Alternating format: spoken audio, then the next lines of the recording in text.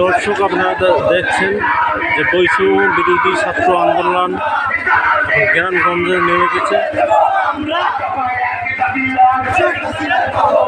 এখানে ছোট ছোট শিশুরা পর্যন্ত নেমে গেছে।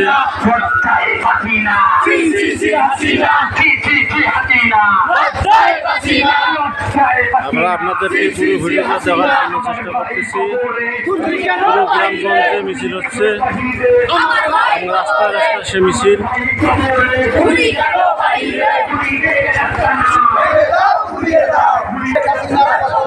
আপনারা পুরো ভিডিওটি দেখতে পাচ্ছেন, দয়া করে শেয়ার করে দেবেন।